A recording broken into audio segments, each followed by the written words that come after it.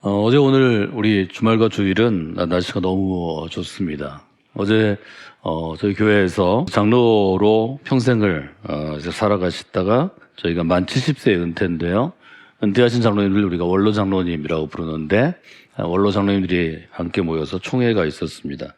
낮에 또 오후에 날씨가 너무 좋더라고요. 그래서 봄 날씨가 주는 봄이 주는 아주 귀한 향기들과 분위기들을 우리가 느낄 수 있고 오늘도 그런 것 같습니다. 며칠 전만 해도 지난 월요일과 화요일 또 수요일까지는 갑자기 너무 추워졌고 그래서 넣어두었던 겨울철 외투를 두터운 외투를 다시 찾아 입어야 하고 바람이 너무 불어서 바람이 많은 곳에서는 정말 장갑이 필요한 곳도 있고 또 우리가 목에 목도리처럼 두르는데요. 여러 가지 방한용품이 필요할 정도로 추위가 있었습니다. 바람이 아주 많이 오는데 저는 친구들과 모임이 좀 있었는데 바람이 많이 오면 저는 한 문장을 되게 생각합니다. 오늘 설교 제목인데요. 바람이 분다 살아봐야겠다. 이 문장은 20대부터 제 또래의 청년들에게는 좀 익숙한 구절 중에 하나입니다. 지난주에 어린아이들이 일정한 나이가 되면 부모님에게 또 주변의 어른들에게 계속 물어봅니다. 왜요? 왜 그런데요? 그 다음엔 어떻게 되는데요? 그래서요? 자꾸 의문을 가지고 물어봅니다. 이것은 그 어린아이의 뇌 발달 과정과 단계에 있어서 마지막 단계인 좌뇌가 아주 급속한 속도로 비약적으로 발달할 때 오는 그러한 현상이라고 말씀을 드렸습니다. 오늘 이 문장을 두고 여러분들이 질문할 수 있습니다. 바람이 불면 부는 거지 왜 살아봐야겠다고 결심까지 해야 되나? 그냥 바람을 피하면 되는 거지. 이런 생각을 여러분들이 하실 수 있습니다. 우리가 신앙인으로 살아간다는 것, 우리가 그리스도인으로 살아간다는 것은 우리 주변에 어떤 사소한 변화, 바람이 불거나 좀 날씨가 치거나 또 금년에는 저희 교회 앞에 주차장 앞에 목련나무가 심어져 있는데 백목련이 이제서야 이제 자기의 모습을 드러냅니다. 왜 목련이 이렇게 늦게 피나?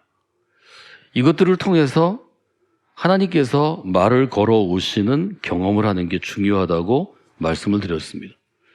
그리스도인이라면 또 그리스도인으로서 여러분들이 준비된 그리스도인이라면 하나님이 어떤 순간 바람을 통해서 꽃 피는 것을 통해서 나의 질병을 통해서 욥처럼 자기의 재산을 잃고 아이들을 잃고 질병 가운데 무엇인가를 잃었을 때 하나님이 그 상황이나 그 시간을 통해서 혹은 어떤 물건을 통해서 말을 걸어오시면 반응할 준비가 되어야 합니다. 이 사순절이 하나님께서 여러분에게 말을 걸어오시는 시간이 될 것입니다. 이미 걸어오셨을 것입니다. 그 말에 민감하게 들으셔야 하고 또 반응하는 것이 사순절입니다. 이 사순절에 여러분이 그렇게 하나님이 말을 걸어오시는 신령한 경험을 하는 그런 사순절이 된다면 여러분의 삶이 달라지게 될 것입니다. 이 짧은 구절, 바람이 분다 살아봐야겠다는 시인 중에 오규원 시인이 있는데요. 이 시인이 쓴 순례서라는 시에서 나오는 아주 짧은 문장입니다. 순례서는 제 나이 또래들에게는 익숙하게 알려진 그러한 시인데요. 이런 내용입니다. 종일 바람에 귀를 갈고 있는 풀잎, 길은 늘 두려운 이마를 열고 우리들을 멈춘 자리에 다시 멈추게 한다. 막막하고 어지럽지만 그러나 고개를 넘으면 전신이 오는 들, 그 들이 기르는 한산에 편애와 죽음을 지나 먼 길의 귀속으로 한 사람씩 낯들어가는 영원히 집이 없을 사람들. 먼 길의 귀속으로 한 사람씩 낯들어가는 영원히 집이 없을 사람들. 바람이 분다 살아봐야겠다. 바람이 분다 살아봐야겠다. 무엇인가 저기를 몰고 오는 바람은 저기를 몰고 오는 바람 속에서 홀로 나부끼는 옷자락은 나를 오래 어두운 그림자로 길가에 세워두는 것은 그리고 무엇인가 단 한마디의 말로 나를 영원히 여기에서 떨게 하는 것은 멈추면서 그리고 나아가면서 나는 좀 무엇인가를 사랑하면서 저희 시대가 갖고 있는 어두운 어떤 정적인 현실들 또 경제적 현실들 또 인권의 문제 또 젊음이 갖고 있는 미래에 대한 두려움 여러 가지가 녹여져 있는 그런 시 중에 하나입니다. 이번 주에 제가 이 시를 다시 읽으면서 주목했던 것은 제 청년 시절엔 주목하지 않았던 영원히 집이 없을 사람들 이라는 구절이었습니다. 사실 우리가 살아가면서 우리가 신앙생활을 하고 그리스도인을 살면서 가장 먼저 해결되는 것이 영원한 생명 그리고 영원한 집입니다. 젊을 때는 이것이 어떤 의미를 가지는지 모르지만 이제 여러분이나 저처럼 지금까지 살아왔던 날들보다 이제 살 날이 적어져서 점점점 죽음을 향하여 가는 사람들은 굉장히 중요한 문제가 됩니다. 영원한 집은 어떤 것인가 하는 것을 우리가 보게 되는 거죠. 이 바람이 분다 살아봐야겠다는 문학적으로 평가해 보면 이 시인이 일종의 오마주를 보내는데 프랑스 시인이었던 폴 발레리의 해변의 모지라는 아주 굉장히 유명한 작품이 있습니다. 이 작품 중에서 거의 마지막 연에 프랑스어를 한국말로 번역하면 이런 문장이 있습니다. 바람이 인다 살아야겠다. 이 문장을 자기의 작품에 조금 바꾸어서 한국적인 언어로 바꾸어 넣어서 이 시인에 대한 또 이 작품에 대한 존중과 어떤 칭찬 또 자기의 마음을 드러내서 이 시를 오마주했다. 그렇게 평가받는 시입니다. 바람이 분다 살아봐야겠다 그러면 우리는 질문해야 됩니다. 왜 바람이 부는데 살아봐야겠다는 결심이 들을까? 왜 그 마음이 들을까? 한번 질문해 보는 거죠. 제가 이 짧은 문장을 떠올리고 머릿속에 다시 젊은 시절의 시를 기억하게 된 것은 제가 제주에 어떤 일 때문에 방문하게 되면 좀 시간을 내서 반드시 좀 들리고 싶은 김연가 갤러리여서였습니다. 김연가 갤러리는 이제는 아주 유명한 곳이 되었지만 처음에 조그맣게 만들어졌을 때는 사람이 별로 없는 곳이었습니다. 이 갤러리가 자리를 잡으면서 1관과 2관으로 나눠졌는데 2관에 있는 김연가 사진사의 작품이 바람입니다. 주제가 바람입니다. 제가 사진 중에서 2편을 선정했는데 제주에 그가 있던 오름, 그가 있던 제주의 자연 가운데 셔터를 열어놓고 오랜 시간 열어놓기 때문에 바람이 부는 모습, 바람이 자연을 움직이는 모습, 나무가 흔들리는 모습, 제주도 억새가 흔들리는 모습이 너무 잘 표현되어 있습니다. 이분이 대전에서 가까운 부여 출신입니다. 그리고 젊은 시절부터 육체적인 질병을 앓게 되어 아주 고통스럽게 15년을 사진을 찍고 작업을 했지만 살아있을 때는 인정을 받지 못했고 그가 간 다음에 지금은 또 너무 큰 찬사를 받습니다. 매년 5월이 되면 이분을 기리는 사진전이 되게 제주에서 늘 열리고 또 서울에서도 작품이 나가서 열리는데 지난번 전시회에 그 기사를 쓴 한 기자가 이렇게 그의 사진을 평가했습니다. 바람이 불어도 꿋꿋이 살아내야만 하는 제주인, 제주 사람들의 삶이 그의 작품에 그대로 담겨져 있다. 모진 풍파에 시달리면서도 꿋꿋이 살아왔던 제주 사람의 삶이 그의 작품에 그려져 있다.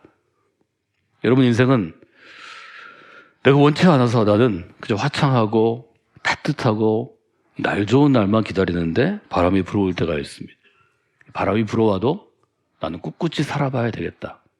이런 의지나 신념이 바람이 불면 난 문 닫고 집에 가 자야 되겠다. 이거보다는 훨씬 더 좋은 경우가 많이 있습니다. 사실 프랑스 시인 폴 발레리가 처음 이 시를 썼을 때 이 글을 쓴 것은 바람이 인다 살아야겠다라고 쓴 것은 세상의 허망함을 극복하려는 의지를 남긴 것으로 평론가들은 보고 있습니다.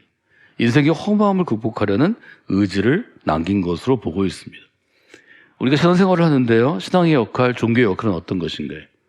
사람들이 어느 순간 어떤 일을 맞이해서 어떤 상황에서 이 질문에 반드시 부딪힐 수밖에 없는 기본적인 질문입니다. 허망한 인생은 어떻게 살 것인가? 허망한 세상은 어떻게 살 것인가? 여기에 대해서 나름의 대답을 주는 것이 종교의 역할이고 그것이 사람을 종교생활 혹은 신앙생활로 이끌어갑니다. 우리가 가지고 있는 기독교 신앙, 그리스도교 신앙은 어떤 것인가요? 이 질문에 대해서 성경의 대답을 배워가고 받아들이고 붙잡고 사는 것입니다. 우리가 지금 형성하고 있는 교회 공동체가 이 질문에 대해서 대답하는 것을 받아들이고 우리가 그것을 붙잡고 살아가는 것입니다. 오늘 우리가 고린도후서 4장을 보는데요. 고린도후서 4장은 바울의 대답입니다. 나는 이 허망한 세상에서 왜 좀 살아봐야 되겠다. 그리스도로 잘 살아봐야 되겠다. 결심하게 되었나. 바울이 왜 이렇게 결심했는지를 우리가 찾아낼 수 있습니다. 바울은 고린도 교회에 쓴 편지를 통해서 아주 분명하게 답하는 것입니다. 나는 허무한 인생을 살아가는 이 인생 가운데 어떤 바람이 불어도, 로마 제국의 바람이 불어도, 혹은 그 당시 헬라 철학의 바람이 불어도 내가 살아봐야 되겠다. 내가 이 허망한 세상에서 고린도와 같은 도시가 갖고 있는 강력한 문화적인 어떤 유행이 있어도, 고린도 문화가 우리에게 큰 기쁨과 영향을 주어도 나는 그리스도인으로 살아봐야 되겠다. 이런 생각을 지금 하는 것입니다.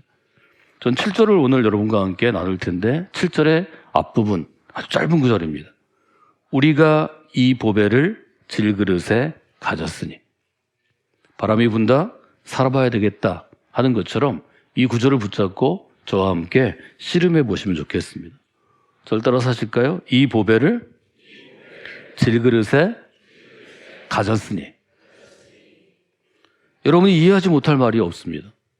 첫 번째 등장하는 단어는 보배라는 단어고, 두 번째는 질그릇이라는 단어고, 세 번째는 가졌다, 그렇게 쓰여 있습니다.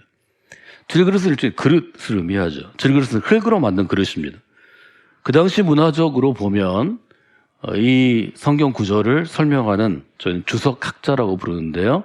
신약 주석가들은 이때 말하는 질그릇은 특징이 있는데, 우리가 조그만 가게, 편의점 같은 곳에서 쉽게 만날 수 있는, 고린도 사람들이 가장 쉽게 살 수 있는 그릇이고, 그렇기 때문에 값이 쌌고 값싼 그릇이기 때문에 쉽게 부서지는 흙으로 만든 그릇이었다는 거죠. 특징이 있죠.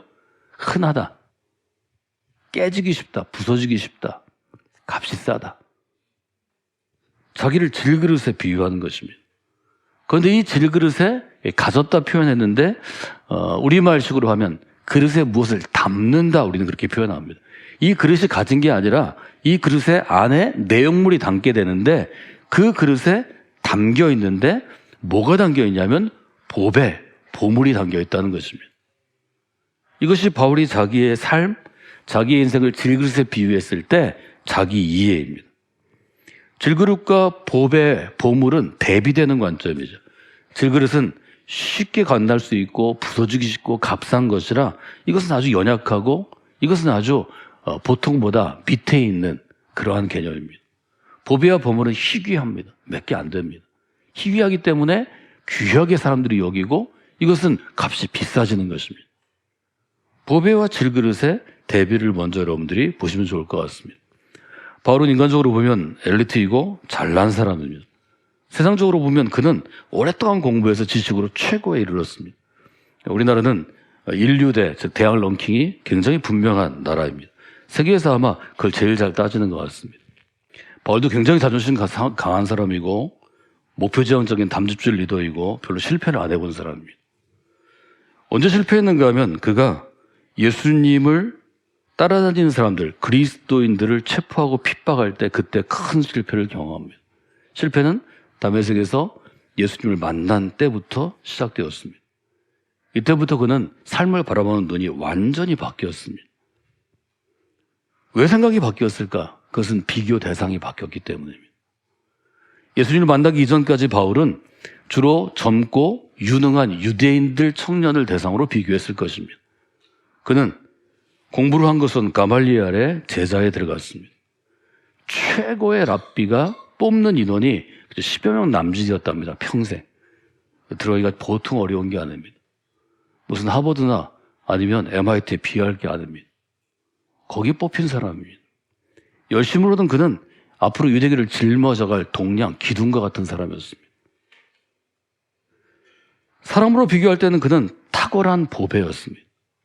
그러나 비교 대상이 그리스도로 바뀌었을 때 그는 아무것도 아닌 먼지와 같은 존재입니다. 흙은 히브리어로는 먼지하고 똑같습니다. 불면 날아가는 것입니다. 그때 바울은 크게 깨닫게 됩니다. 하나님의 영광이 비교해보면 하나님의 영광이 가장 아름답게 임한 그리스도의 빛에 비교해보면 자기는 흙으로 만든 그릇보다 연약하다는 것을 알게 됩니다. 질그릇을 비유한 또 하나의 이유는 우리가 흙으로 지어진 존재라고 창세기가 분명하게 선언하고 있기 때문입니다. 창세기 1장, 2장, 특별히 2장 앞부분 2장 7절에 보면 하나님께서 흙으로 사람을 만드셨습니다. 그릇, 흙으로 사람이라는 그릇을 만드셨습니다. 그 사람이 생명을 갖게 되는 가장 결정적인 것은 그 그릇에 하나님이 생기를 담아 주셨기 때문입니다. 생기를 코에 불어넣자 사람이 비로소 살아 일어나서 생각하고 마음과 감정을 갖게 되고 말하기 시작했습니다. 이것이 창세기가 우리에게 주는 가장 중요한 창조의 신학입니다. 하나님의 살아있는 기운이 내 안에 담겨졌게 되었습니다. 여러분, 누군가 여러분에게 물어볼 때 그렇게 대답하시죠. 넌 누구냐? 넌 너를 누구라고 생각하느냐? 하나님의 살아있는 기운을 담고 있는 그릇입니다. 저는 이것이 완벽한 창세기를 이해한 대답이라고 생각합니다. 여러분, 한 사람 한 사람은 그냥 우연히 별로 사랑도 없는 아빠와 엄마가 만나서 그래서 만들어져서 별로 사랑 못 받고 자란 사람이 아닙니다. 하나님께서 정확하게 여러분을 흙으로 빚으시고 생기를 불어넣은 질그릇과 같은 그릇이 된 것입니다. 정리해보면 세 가지를 우리는 이 짧은 문장에서 정리할 수 있습니다. 첫 번째, 우리는 그릇입니다. 그릇인데 흙으로 만든 그릇입니다. 두 번째, 이 그릇은 연약합니다. 그리고 아주 귀한 것도 아니기 때문에 깨어지기가 쉽습니다. 그것이 우리 인생에 살아가면서 쉽게 깨어지는 이유입니다.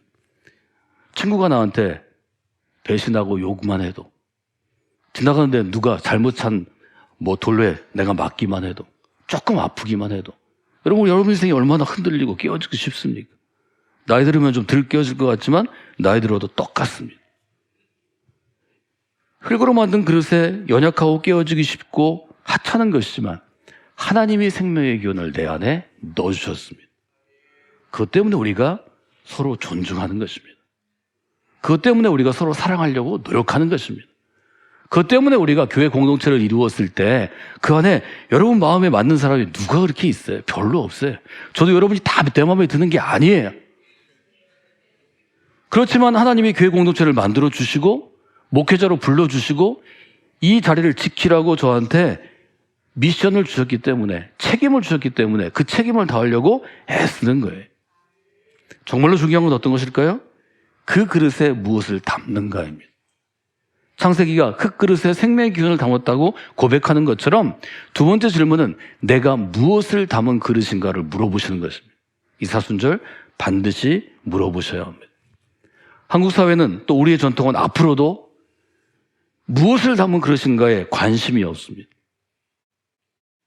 제가 제일 싫어하는 말이 무슨 흙수저, 금수저, 은수저 이런 말인데요. 한국 사람들은 재료에 관심이 많습니다. 물론 모든 그릇이 재료가 있습니다. 이 그릇이 재료가 있는데 한국 사람들은 금으로 만든 그릇에만 관심을 갖습니다. 금수저가 되기를 원합니다. 여러분 착각하지 마십시오. 금수저가 될 확률이 없습니다. 너무 작은 것입니다. 평생토록 하나님께 하나님 제가 금수저 되기를 원합니다. 하나님 뭐라고 하실까요? 그대로 살다 와라. 그러실 거예요. 하나님이 원하시는 것은 금수저인가 은수저인가, 금그릇인가 옥그릇인가, 녹그릇인가, 흙으로 만든 질그릇인가, 나무 그릇인가가 아니에요. 어떤 재료로 만들었든지 그 그릇에 무엇을 담을까가 중요합니다. 하나님께서 성광교회에 여러분이 신앙생활 하실 때 그 그릇 가운데 이 세상에서 가장 보배를, 가장 귀한 것을 담는 역사가 있기를 원합니다. 여러분의 재료가 어떻든지 어떤 생김새든지 가장 귀한 것을 담으면 가장 귀한 존재로 변화되는 것입니다. 그것이 십자가의 복음입니다. 우리 안에 예수 그리스도를 담으면, 예수 그리스도의 십자가를 담으면, 예수 그리스도의 사랑을 담으면, 그분의 정신을 담으면 그럼 이 세상에서 가장 귀한 존재가 된다는 것입니다. 제가 신학을 공부할 때 가장 영향을 준 세 분의 선생님이 계신데 지난주에 제가 한 분, 고 안성모 선생님을 말씀을 드렸습니다.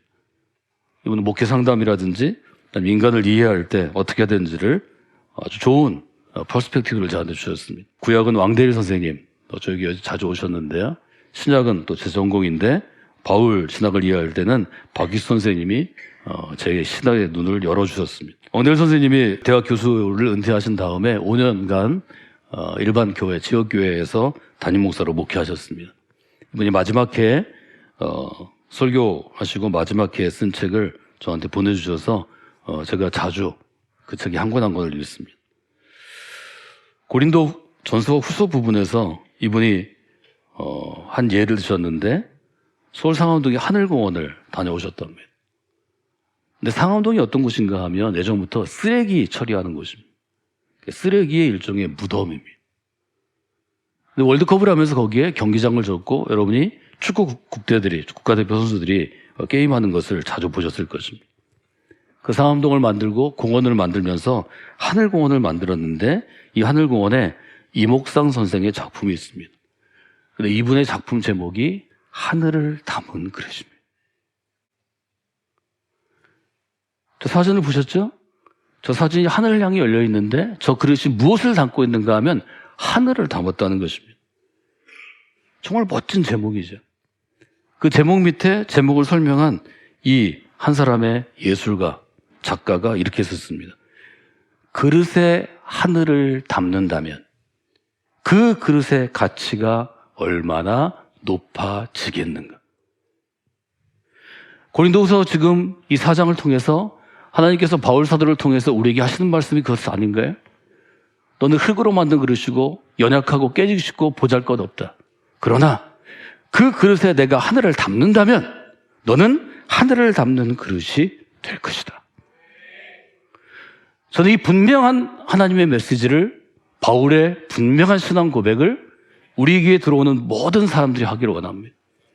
특별히 우리 어린아이들이, 또 인생을 설계해야 될 10대 청소년들이, 인생을 준비하고 실제로 튀어나가야 될 20대 청년들이 반드시 이 이야기를 여러 번 듣고 도전받고 그의 인생에 변화 있기를 원합니다. 저를 따라 사실까요? 우리는 하늘을 담은 그릇입니다. 여러분, 땅에 서 있는 사람이 땅에 던져진 그릇이 어떻게 하늘을 담을 수 있습니까?